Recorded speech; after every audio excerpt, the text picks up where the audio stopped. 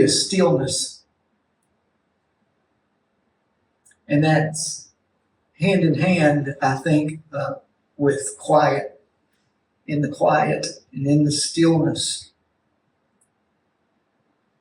So as we purposely try to get better at prayer that is a form of meditation, in our last teaching on this, we highlighted that the word meditation is in Scripture 6 times.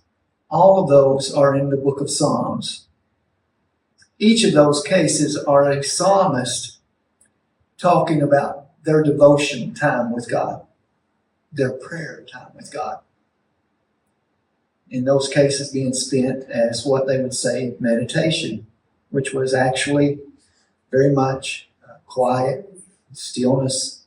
The word ponder comes to mind, and musing, M-U-S-E, to muse on something, to think. So we allow our mind, our soul, to become engaged with God in meditation. It's the turning on of our mind. The scripture that we used before is a New Testament scripture where we don't think on things of this earth, but we focus on things that are heaven above. So that's how we turn on or activate our soul, our mind for prayer in meditation. It's sometimes you have to have silence and stillness to disengage from the world. And it takes us a bit. It takes us a bit because what's happening is we are unloading all of our cares, worries, thoughts, busyness. We're just kind of letting that go for a moment. When we experience and practice stillness with the Lord, how is that important? Well, I'll give you 2 words. Just be. Just be.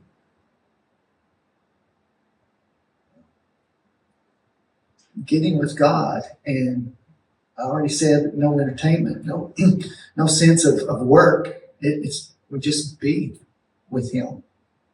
And so in the stillness, in the quiet, we can do that, and it's best. It's best when we stop all of the stuff.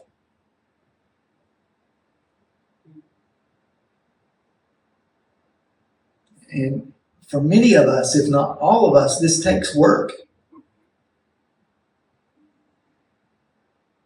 We're not going to automatically be good at this, because our culture, our generation is not wired for meditation, for stillness, for quiet. It's a higher level. I call this the ninja level of prayer.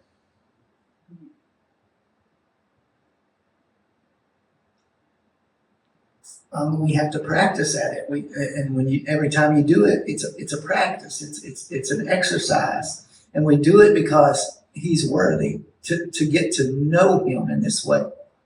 And you will get to know God in this way differently and more than some of the other ways.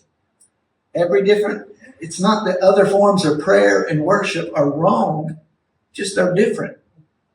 So this is another form of prayer. It's not that this is the best one or the only one. It's just one. So today I'm just offering a teaching of one of the forms of prayer.